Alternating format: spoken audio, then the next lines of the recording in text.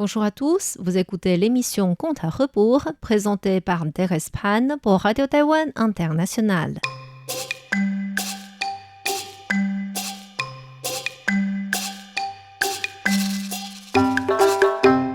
La semaine dernière, nous avons raconté l'histoire de Xu Xian qui fut arrêté au motin d'avoir volé de l'argent gouvernemental. Son épouse Bai Suzhen, qui était une créature serpent blanc, lui avait donné 2 lingots d'argent pour qu'il puisse louer une boutique, sans savoir que ces lingots qu'elle avait reçus de son frère par alliance étaient en réalité volés du coffre-fort de la préfecture. Comme Xu Xian avait vraiment l'air innocent, le préfet ordonna au chef des gendarmes Chen Biao, qui était aussi le beau-frère de Xu Xian, de conduire Bai Suzhen au tribunal. Chen Biao et 4 gendarmes escortèrent Xu Xian jusqu'à Qingpo-men et alla voir le chef du quartier, surnommé 10 000 Wang. Celui-ci était dans un bistrot en train de se disputer avec le patron. Il était déjà saoul et voulait que le patron lui serve encore de l'alcool. Mais le patron refusait en disant « Non, chef, vous avez déjà accumulé 6 800 centimes de frais d'alcool sans payer. Il faut régler cette dette avant que je vous serve davantage. »« Comment ? Ne sais-tu pas que je m'appelle 10 000 Wang ? Il faut encore 3 200 centimes pour arriver à 10 000. À ce moment-là, je te rendrai tout d'un coup. » Chen Biao les interrompit et dit « 10 000 Wang ? Il y a des amis gendarmes. Asseyez-vous, je vous invite à boire chacun un verre. » « Ce n'est pas le moment de boire. Nous sommes là pour une affaire officielle. Voici l'ordre du préfet.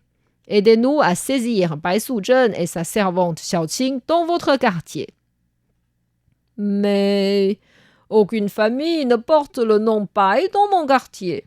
Vous vous êtes sans doute trompé. »« Non, nous avons amené un témoin, Xu Xian. Il s'est marié avec cette Bai Suzhen ici hier soir. »« Aïe, comment ça ? Vous m'avez même pas invité pour le repas de noces ? » ?»« Arrêtez de dire n'importe quoi. Si vous ne connaissez pas le chemin, Xu Xian nous guidera jusqu'à sa maison. Suivez-nous. » Sans difficulté, Xu Xian reconnaissait le chemin et les guida jusqu'à la maison, soi-disant le manoir du général. Or, devant eux, c'était un bâtiment abandonné avec des poussières et des toiles d'araignée partout. Chen Biao lui dit « Beau-frère, ce n'est même pas une maison, c'est une sanctuaire des ancêtres. » Stupéfait, Xu Xian murmura « Mais je ne comprends pas. C'était encore un manoir majestueux et beau ce matin. Pourquoi c'est devenu comme ça maintenant ?» Chen Biao se retourna vers 10 000 Wang et lui demanda « Savez-vous si quelqu'un habite dans ce sanctuaire ?»« Eh bien, on raconte que 2 familles habitent ici. L'une s'appelle Fantôme, l'autre s'appelle Monstre. Ils sortent tromper les gens au jour de pluie et beaucoup d'habitants d'ici sont les victimes. » Les gendarmes dirent « Nous sommes envoyés par le préfet et nous ne pouvons pas retourner les mains vides. Xu Xian, guidez-nous donc pour vérifier ce lieu. »« Mais j'ai un peu peur. Vous avez passé la nuit ici sans problème et vous avez peur dans la journée. Allez, avancez vite. » Rien à faire, Xu Xian ne pouvait que prendre courage et entra par la porte.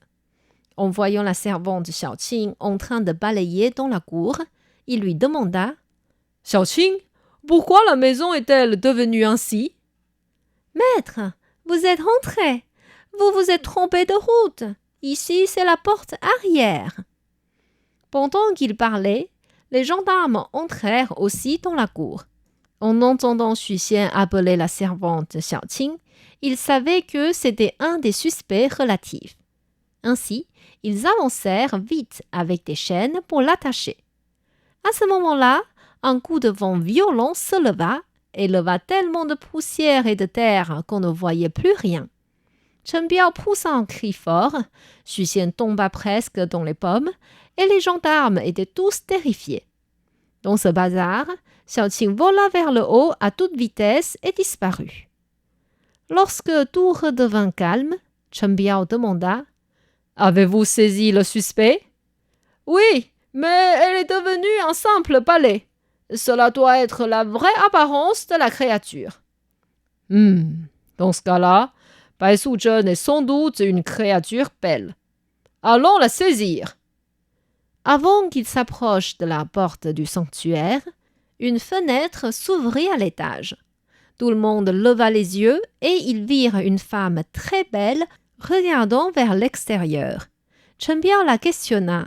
« Qui êtes-vous ?»« Mon beau-frère, je suis votre belle-sœur. »« Qui est votre beau-frère ? Vous avez volé l'argent gouvernemental. Venez avec nous pour recevoir le jugement. Sinon, nous serons obligés de vous forcer. »« Cela doit être un malentendu. L'argent que j'ai donné à mon mari est l'héritage de mon père. » « Arrêtez d'ercorter. Il y a l'empreinte gouvernementale sur les lingots que vous avez donnés à Xu Xian. Si vous n'arrivez pas à bien expliquer l'origine des lingots, votre mari aura une punition grave. Puisque vous avez dit que c'est un malentendu, venez donc au tribunal avec nous pour prouver votre innocence. »« Je suis la fille d'une grande famille et cela ne se fait pas que j'aille dans un lieu public. Mais si c'est pour la justice, j'accepte d'aller avec vous. » Et elle ferma les fenêtres. Les gendarmes se tenaient devant le bâtiment en attendant qu'elle sorte, mais soudainement, elle tapota l'épaule de Chen Biao par derrière et fit sursauter tout le monde. Personne ne savait quand ni comment elle était descendue dans la cour. Mais en la voyant de plus proche, tout le monde était plus ou moins attiré par sa beauté. Puisqu'elle avait des petits pieds bandés, les gendarmes voulaient même lui préparer un palanquin. Mais Bai Suzhen refusa en disant « Mon mari est enchaîné, je ne pourrai pas me permettre de prendre un palanquin. » D'après cette parole, les gendarmes trouvaient que cette belle femme était en plus très vertueuse. Mais avec ses petits pieds, comment pourrait-elle marcher 20 kilomètres ? Dimi Luang était un homme qui adorait les femmes autant que l'alcool. Il proposa « Vous pouvez mettre votre main sur mon épaule et nous avancerons à votre rythme. D'accord ?» Bai Suzhen accepta et remercia sa bienveillance. Ce cortège de gendarmes ramena donc Bai Suzhen ainsi que le palais enchaîné à la préfecture. Sur le chemin, Dimi Luang était ravi d'avoir cette opportunité d'être si proche d'une belle femme. Comme c'était trop remarquable de mettre sa main sur celle de Bai Suzhen, il frotta son menton sur cette main douce et fine. Dégoûté, Bai Suzhen connaissait bien son intention et décida de lui donner une punition, mais plus tard. Arrivant devant la préfecture, un des gendarmes dit à Bai Suzhen « D'après la loi, il faut que vous soyez enchaîné avant d'entrer.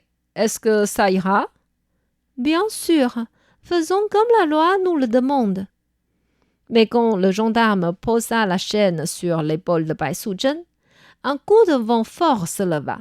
Personne n'arriva à ouvrir les yeux, et quand le vent se calma, personne ne remarqua de choses étranges. Ils entrèrent vite dans la préfecture et firent leur rapport au préfet. « Nous avons ramené les deux suspects, Bai Suzhen et Xiaoqing, mais celle-ci est devenue un palais. »« Avez-vous ramené quand même le palais ? Amène-le ici. »« Oui. » Le gendarme partit et revint avec un palais. Le préfet questionna le suspect. « Êtes-vous donc Xiaoqing ?»« Maître, il n'a pas de bouche pour répondre. » Le préfet se trouvait aussi ridicule de poser cette question et ordonna aux subordonnés de brûler le valet dehors. Ensuite, il convoqua Bai Suzhen en demandant « Vous êtes une femme faible et jeune. Comment osez-vous voler de l'argent du coffre-fort de la préfecture ? Combien de complices avez-vous ? Dites-les honnêtement pour éviter la torture. » Or, Bai Suzhen ne disait rien et ne faisait que de rire. En colère, le préfet ordonna « Nous sommes au tribunal. Pourquoi riez-vous sans respect ? Allez, donnez-lui des gifles, jusqu'à ce qu'elle accepte de répondre. Un subordonné s'approcha et donna des claques sur le visage de Bai Suzhen. 1, 2, 3, 4, 5. Et tout à coup, le subordonné s'arrêta et dit « Maître, Bai Suzhen est devenu le chef du quartier 10 000 Wang. » « Comment ça? Qu'est-ce qui s'est passé ?» 10 000 Wang caressa ses joues rouges et répondit « Maître, avant d'entrer dans la préfecture, un coup de vent bizarre s'est levé.